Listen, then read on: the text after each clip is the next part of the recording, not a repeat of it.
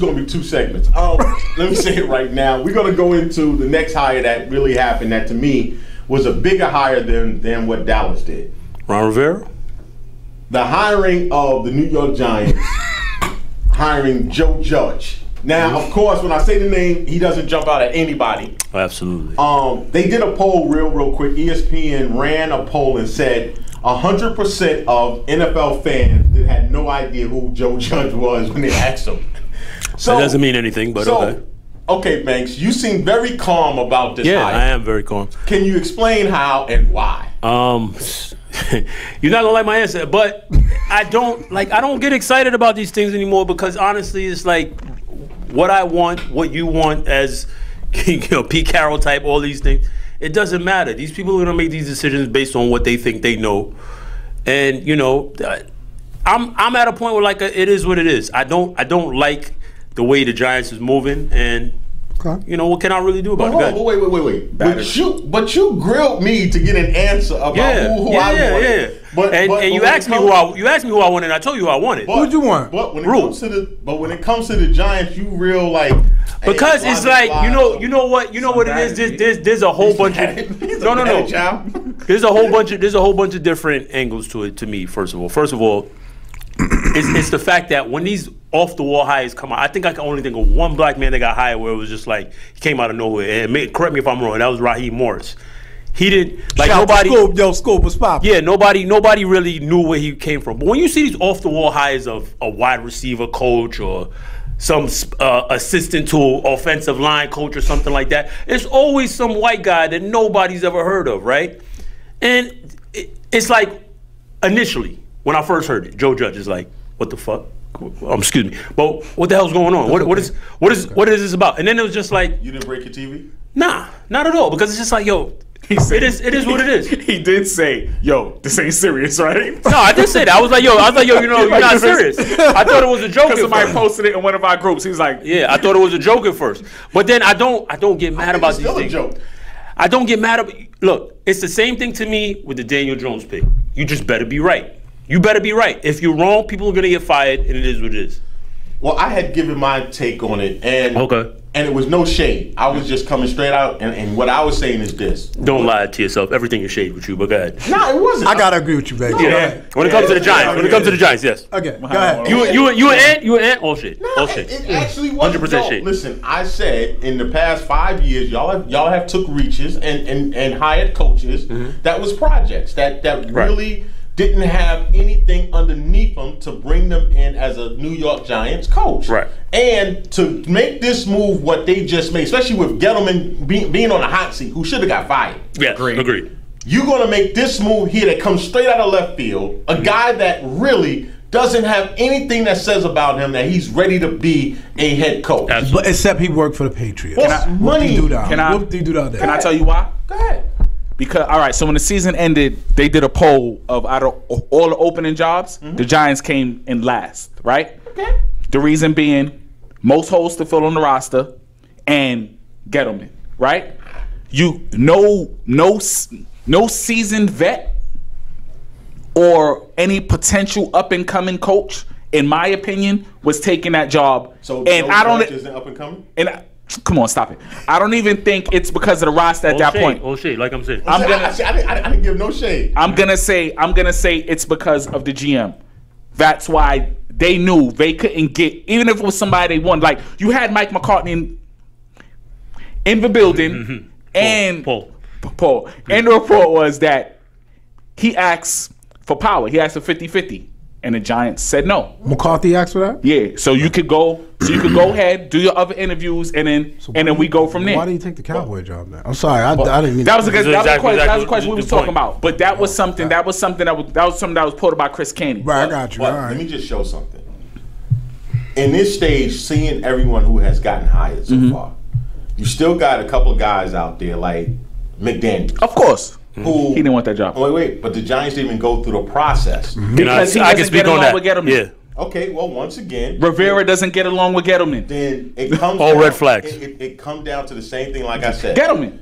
When they hired him, you shitted on it from jump. You said a great hire for the Cowboys and the rest of the division, but for the Giants, it's a bad hire. Because the problem is now, but when you go above him, that lets you know, and the Giants still retain him another year. And it doesn't make any sense to me. You're talking about a New York team with a strong fan base. What you just did to the fan base is ugly. But they don't care. They don't care. It's really what it all boils down to. They don't care. We've been talking about this. That's why this. You can't speak for the fan base. No, but this is. A fan. I said. I'm not talking about the fan base. I talk about ownership. They don't give a damn about the fan base. They don't care about their opinion. Dave Gettleman should have been let go, right? But the only thing that's kept his job, the most important thing as a GM, you may not agree with this, is that you draft talent. Now, he's found some pieces. You got Lawrence, you got Slayton, Jones, you may not agree with, Barkley, but he's found some pieces in the draft. What was the last thing you said? Anyway, he's found some pieces in the draft. I don't know what it is that this dude, like, he should have been let go, but it is. These things. Wait, real quick. Remember, I said in our group. I was like, the Giants' next head coach is not going to have no job security. Because guess what? If it fails, Gettleman gets fired. The new GM is going to want to come in and bring in his own man. Right. And please don't give Gettleman any credit for drafting Saquon Barkley. Come on, man. Really?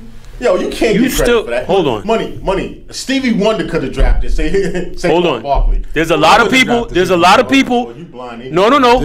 of people that said, I'm going to give them credit just based on the fact there's a lot of people that said you don't take a running back at number 2. No matter how talented they really I mean, that rule changed, though. And they also needed a quarter. They also needed a quarterback at that spot too, and that was supposed to be at the time. That class was supposed to be a group of talented quarterbacks. So you passed on everybody. We're not. Mark, that's revisionist history. No, I'm just. That's revisionist history. Asking the question. Right. That's all I did. Some of them appear to be talented, but you know, Lamar. But Darnold was supposed to be that safe pick, that franchise quarterback that's ready to plug and play, right? And you passed on him and took a running back. So I have to give him credit for that. Listen. I don't. There's certain guys. This is not LeBron. This is not LeBron and you the number 1 pick. There's certain guys at the top of the draft in the NFL you don't really get credit for. GMs because listen. GMs get credit for the 3rd to the 6th round. Okay, so but I disagree with that. I disagree with that entirely. And then sometimes 1 and 2 hits. No, because if those guys are bust, they get killed for that. And that's what. But that's the Cassidy got killed for not drafting Bush. And he drafted, who did he draft instead? Cassidy? Cassidy, the Houston Texans GM at the time. He didn't draft Reggie Bush. He drafted Mario Williams. Yeah. And everyone's getting killed for not drafting Lamar. Got killed for that. We get it. Because here's the deal, though. When you're up there, you ain't supposed to screw that up. That is not that position 1 through 5. You are not, as a GM, you are not supposed to screw that up. It happens. You can. Everything happens. Right. You can. The GM who drafted Tim Couch number 1. Okay, he got fired. The GM that drafted Baker Mayfield number 1 got fired. Again, so because you can't mess that up. That's all I'm saying. When you sit there as a GM, you can't mess that up. Let's get back to the subject at hand. Yeah, let's get back to how do I feel about Joe Judge? I don't know. I don't know anything just about throw the cup, bro. Nah, I'm not. I'm really not mad. Again, this is like this. If y'all remember after they drafted Daniel Jones, I was very upset at first. It's just getting shorter. It's just like, Joe Judge, what's going on? This is a joke, right? Oh, not as serious. But let me just say this. It's the layers of the old boy network, and you know what I'm saying. No. It's the whole Rooney. You know what I heard something about? This, no, because this is how it affected me on so many different levels. Because the Rooney Rule. Do you know when Rooney rules? Don't go there yet. We're gonna go there. But I'm just trying to say how much of a joke it is that you know what I mean. That these people are just trotted out there for the purpose of you. These people know who they want. It's like, Joe Judge, I'm not really like you just better be right. That's all I gotta say about it. You better be right. I'm glad a black coach didn't get that job. Well, Avery, what you guys? This is what I'm saying. Everything is chance, yo. Everything is chance. Some chances on paper appear way bigger than the other, right? You call that high risk, high reward. But here's the thing, because I can see it now. Sean McVay was the hot dude last year. You got, oh my gosh, he's brilliant. They had a horrible year. Innovative. Horrible year now. Wait. Right? But he went to the Super Bowl. But my point is that if this guy comes in and does well, Gettleman's a genius. You know what I mean? That's just the chance of taking coaches, man. Here's something that we were speaking about on the ride here, right? That it seems that this head coach doesn't have any power, because if he did, I don't think he's picking Jason Garrett as OC. How can he have power? He has no tenure. How could he have power? How could you? Well, it's not about that. Wide receivers coach and talk about you got power. What kind of power can you possibly have? Well, because you're not a head coach. You still the head coach. Did he get power with the Rams? Okay. All I'm gonna say is, I know you like to talk. I know you like to talk about outliers, but and I'm not, again, Mark, don't fly off the handle. I'm not calling him. Listen to what I'm saying. I'm not calling him Belichick or nothing like that. But I think Belichick started before his first head coaching job. He was like a special team coach. I'm not saying that. Comparisons you make. I'm not telling you. I'm just saying you got to start somewhere. Belichick didn't jump into a head coach. Yeah, he didn't jump into that. He was under Bill Walsh. Yeah, man, he was a D coordinator for the Giants, wasn't he? Bill Walsh to Bill Parcells. He went through the coaching ranks. This kid didn't. He knew somebody. He's younger than people at this table. Listen.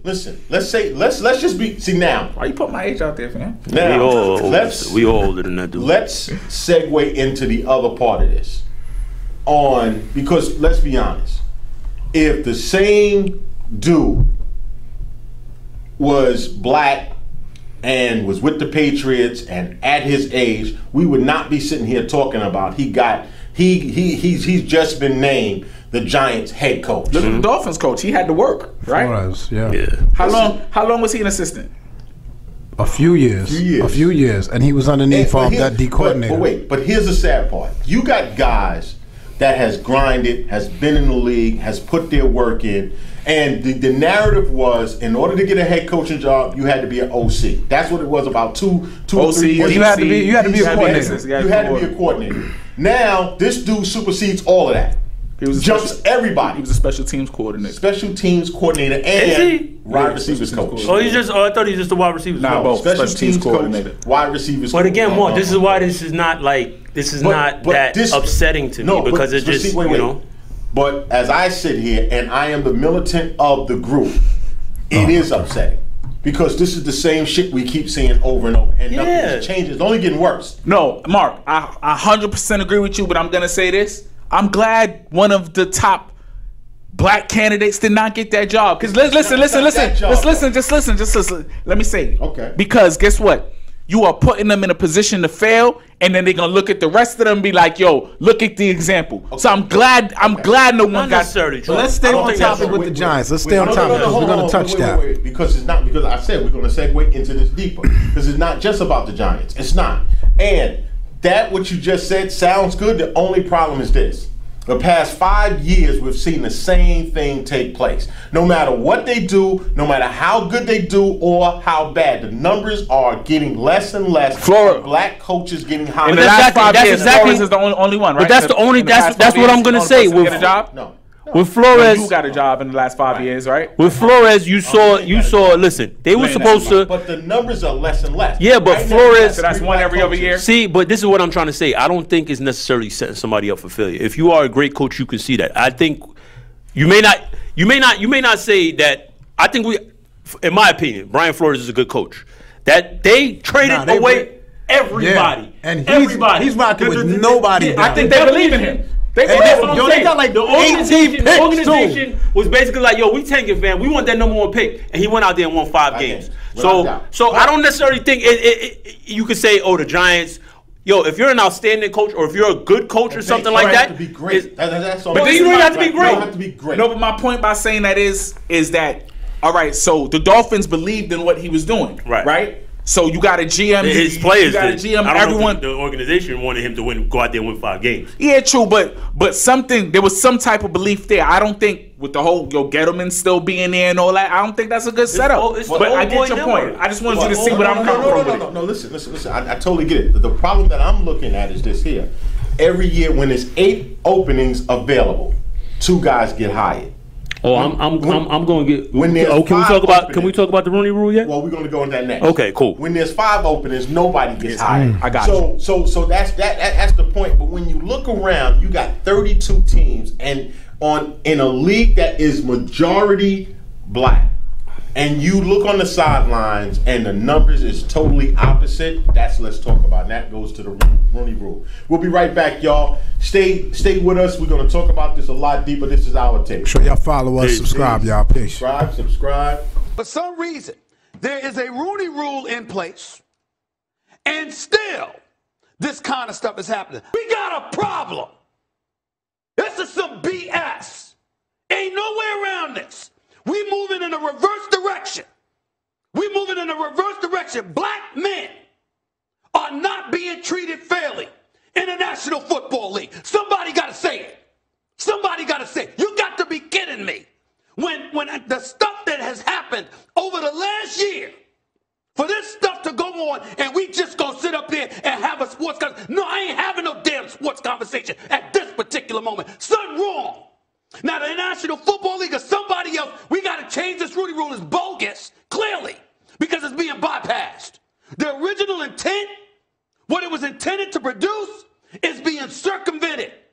And black men in the National Football League are being ostracized from key positions in the National Football League. Somebody needs to say it. The NFL, league owners, the world of sports, sports talk television, sports radio, y'all are going to be hearing from me.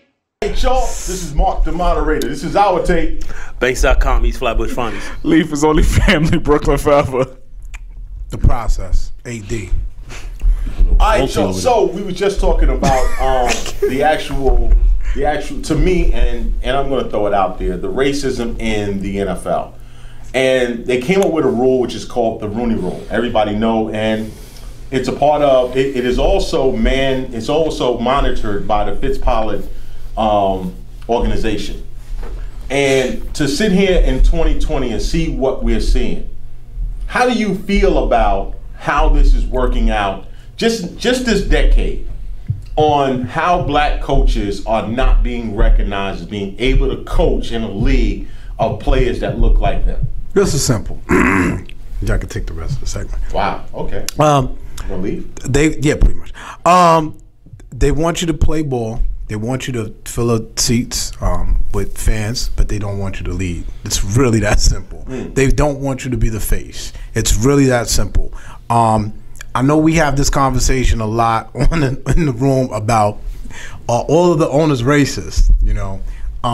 Notice I never chimed into that because I don't know. But all I can tell you is the numbers and the proof is kind of in the pudding. When you got 3% head coaches that are black, 4% head coaches that are black, and you got 1,000,001 black players, and not only that, you got 1,000,001 black assistant coaches, you know, that specialize in this, and we got guys that sit out a year, 2 years that haven't even been touched, that haven't even been coaching, that get an opportunity to come back. Retreads, with all due respect, Pat Shermer, that have not shown anything, be able to still get a job when you got guys. Eric Bieniemy is just like the #1 person that strikes me. Like, you know, I don't, it doesn't resonate with me. I don't get it. I think Leftwich is a good one. Another kid, but I got a name for y'all that, to me, when I sat down and I looked at it, and it bugged me out. Do you know where Lovie Smith is? In college. Minnesota. And he got Minnesota winning and turned the program back around. Minnesota's winning. Him and Herm Edwards is in Arizona State. Yeah, Arizona State, yeah. Now, but Herm wasn't trying to come back, was he? I don't know. I don't know, but the Panthers GM went to Texas and got this dude Rule, who has not coached in the NFL at all. Mm-hmm. He bypassed going to see Lovie Smith. Mm-hmm. He bypassed a Herm Edwards. Jim Caldwell is sitting around, who was a winning coach that got fired after winning. Mind you, let me just add, Lovie Smith should have never got fired. He was 10-6 the year he got fired. 10-6. This is crazy.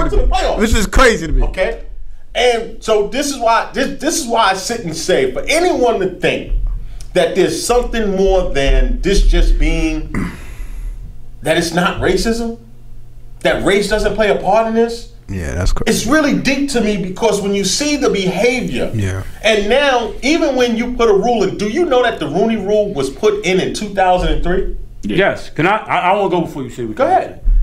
The Rooney Rule was put in place in 2003. You know how many black coaches were in the league when they put it in place? I think it was 1. It's 3 black coaches. 3. And it's 3 now.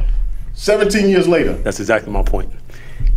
So what has it done? Right. What's changed? Look, I actually like the spirit of the Rooney Rule. Okay, why? No. Let me ask why. Okay. Because the spirit of the rule is that you want to get black candidates in front of GMs and owners and get them interviewing and getting your interviewing skills better, right? That's why I said the spirit of the rule. I didn't say I like the rule. No. Go ahead. But can we talk about that right there? Sure. Can we have a conversation about it? Okay. The reason why, because if anybody ever take a step back and think about what you just said, we have to be able to create a system that's going to allow black people to sit in front of a GM so they can interview better. Listen to the spirit of the rule. It's the football version of affirmative action. Yes, that's exactly. That's really what it is. But it's deeper than that, because what it's ultimately saying is, you black guys cannot interview well. Prior to this rule, we felt that y'all couldn't. That's not what it's saying. I disagree. I don't think that's what it's saying. I disagree with that. Not at all. Hold on. Listen what you just said, and it's in the rule. It's there to get them in front of the GM to help them interview better. No, I disagree with Marc, this is why I think this what the rule is trying to say. No, hold on. Let's go back to what the rule says. Okay, That's all I'm sticking to. Okay, the rule is not so you get interviewed better, so you can at least interview, because black assistants and everything weren't even getting a chance to interview, so you wouldn't even necessarily know what went into the interview process, what was going to be asked of you. In any skill in life that you practice, you get better at, right? And affirmative action, the Rooney Rule is put into place because there's qualified candidates who are being overlooked simply because of the fact that they don't look like the people who are in charge. Now that I totally agree with. Okay. But here's the problem though. I don't think it was ever saying that you don't interview well. Okay. Yeah. I don't have the rule right in front of me right now. Now, if somebody want to pull it up, you can pull it up. But what I am going to say is this here. And once they instilled the Rooney Rule to make it say that you must interview a minimal amount of black candidates. At least one. At least one black candidate. Jerry satisfied that by doing Marvin Lewis. Not that. Pause, but they never put in this rule that the NFL needed to have a certain number of black coaches on the sideline. It said we just got to be interviewed, and that means that you have stood by the Rooney Rule. We have seen them bring in dudes and interview them and had no plan on hiring them because the next day, because I say the Giants and the Cowboys did it. Right, the Raiders did it. John. Everybody Gruden, has to do it. Everybody has to do it. John Gruden was hired when they was interviewing a black coach. When I say the spirit of the rule, I think what they were trying to accomplish, I could be wrong, was that you at least get people in front of people, and maybe that GM moves on to another place or whatever. Okay. Hold on, let me just finish. The GM moves on to another place, and he possibly liked the guy that he interviewed before, and now he might bring him in. So that's what I'm saying. The spirit of the rule, that's what I think they were trying to accomplish. Did that happen? Absolutely. Now let's stay there. Am I right or wrong that the NFL is a network? Yeah. When it comes to coaches, absolutely. When it comes to GMs, it's a network. Of course. Do anybody disagree? Mm-hmm. So, if you got a GM that has a young black candidate, a young black coach, the only thing you got to do is pick up the phone. Mm-hmm. Let's be honest. Yeah. Okay. You got a young coordinator. Mm-hmm. Hold on, listen, you know what? The coach need a guy. You know what? Let me make a phone call. Right. Because they make it sound. And truth be told, that's probably how Joe Judge got his job. Listen, I'm just about to bring that up. Can I bring us back to one thing? Listen, I work in corporate America, so to speak. I work in higher ed. This happens every day. Exactly. I hire people to some degree that I know that are qualified. I say, listen, you got the job. You might be a friend of mine. You may not be a friend of mine. I may know you. I may not know you. Yes. I mean, you may be. I may have. That happens all the time. I want to tag it from a different angle. Yeah, I'm gonna let you. But think about something. The NFL needed to create a rule to do what we know happens every single day. So it wasn't so blatant. Yes. It's more blatant though because you put it on Front Street. That's the point. Because it still ain't working. No, and it's never gonna work because the rule is not instilled properly. The rule doesn't state you need to have. Minds, listen, let me just tell you. Basically, these are owners of teams, is what I'm saying, right? They're going to do what they want to do regardless. Right. So even if you say you have to hire, you have to interview 8 black candidates before you interview the first white one, they'll Find the eight. Figure out a way Hey, to go that. find me 8 black Circumvent assistants. that, correct. Blah blah blah blah blah. I'm hiring Matt Rule. That's what I want to hire. How do we solve it? Can I just wanted to attack this from a different angle. Go ahead. I'm not necessarily mad at them per se, and this is why I will say this. Right? I heard a great interview by a man by the name of Dr. Claude Anderson, and he talked about the fact that when slavery was over, we owned 1/2 of 1% of the wealth in this country. You know how much wealth in this country we own now? Anybody? Less. Same amount. Right? So we're not in a position to be in, and maybe this is because the NFL doesn't necessarily want black people to own, but if you were the owner of an NFL team, right? Tell me how your NFL team would look. Wouldn't you be hiring people that look like you? Marc, wouldn't you be hiring people that look like you?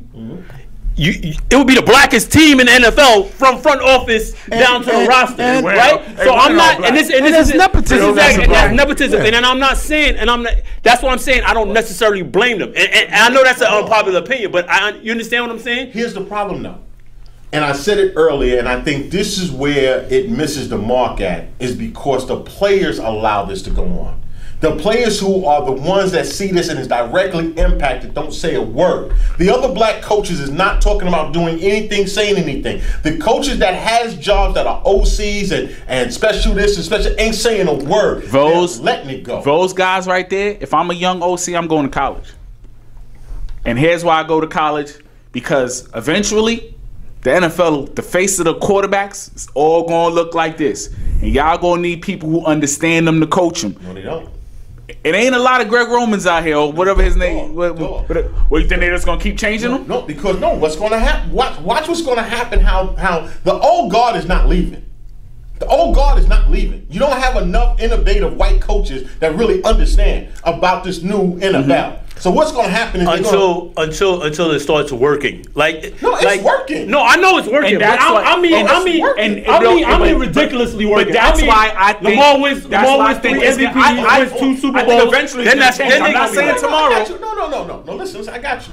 But that's why Josh Allen is able to do what Josh Allen does. He's not running a similar offense to what Lamar Jackson's running. Because again, they're keeping him in the pocket of what he is. Sam Darnold said it's going to change. Shout the Bills Mafia. It's going to change without a doubt. But what I'm saying to you is this.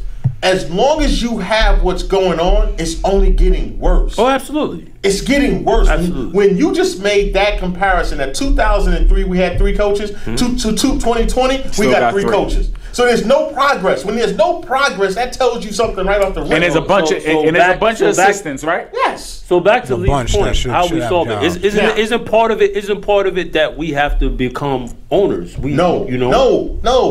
I don't think we got to become owners. No, you don't have to come, because here's the deal. If there's enough noise made where now, just like, and I'm going to say it, the Fitzpatrick organization has not done enough. Okay, the Rooney family hasn't done enough. When you start, what Avery said it earlier, you created a rule that had no teeth and no bite. 100%. Why don't you go back to the rule, revise the rule so it has teeth? So it has, because just like they had created it, you go back. I'm gonna tell you this. I don't really know how you can give somebody that. Here's how you start mandating how many coaches got to be on the sideline that look like us. Head coaches. Head coaches. You can't. You can't do that. Here's why. Here's why. Here's my. You can't. It's my business. You can't tell me who to hire. Because my business is a family-owned business. I just operate underneath you. You play in a public league. That league is not a private league. It's a public-funded league. Okay. Marc, you know the semantics we're about to start talking about. Wait. Listen. You know this. Listen. Ownership. Who owns them? Political affiliations. There's so many layers to that. Of course. So many. Of course. But look what I'm going to say. Guy. When the line was drawn with Cap, am I right or wrong? Did those owners stand there together? Of course. Of course they did.